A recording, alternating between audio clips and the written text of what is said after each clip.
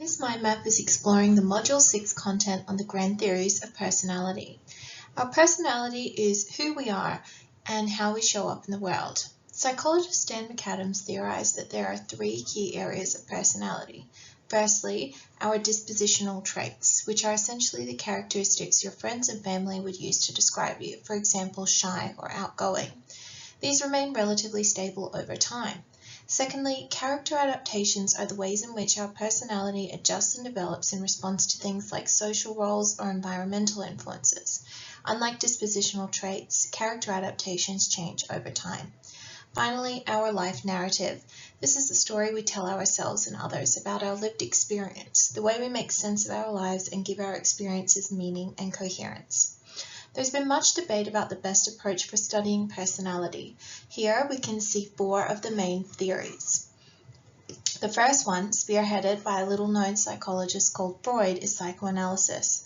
The focus of psychoanalysis is the existence of our unconscious mind and the ways it impacts our behavior. A positive of this approach was insight into the reasons for a person's behavior after the fact. However, it was not necessarily a good predictor of future behavior. Next, behaviorism, a more rigorous and scientific take on the approach to studying personality.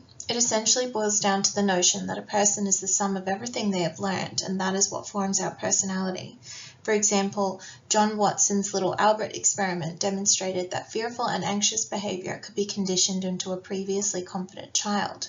Another important figure in the behaviorist movement was B.F. Skinner, who argues that we can infer a person's personality from their behavior rather than a person's personality being responsible for their behavior. Out of behaviorism, some criticism emerged about a disregard for people's internal experiences, and thus emerged social learning theory, which aimed to maintain the scientific rigor of behaviorism while exploring how human cognition played a part in personality. Albert Bandura's reciprocal determinism model proposed that three key elements, behavior, person, and environment, exist in a symbiotic relationship with constant interaction, and this influences our personality. Finally, the humanist approach emerged in the mid-20th century and emphasized the importance of the individual as a whole and their free will. A key figure of this movement is Carl Rogers, who proposed the self-actualization theory, which is an innate desire we possess to do our best and reach our full potential. These are some of the theoretical discussions, but how do we collect large-scale data? One approach to gathering personality data is the trait approach, which attempts to identify, measure, and describe personality traits. It operates on the assumption that there is a universal language for personality characteristics. From the trait approach emerged the Big Five, which are the main personality factors or high-level descriptors to illustrate differences and similarities in people. It's often remembered through the OCEAN acronym, which stands for openness, conscientiousness, extroversion, agreeableness, and neuroticism.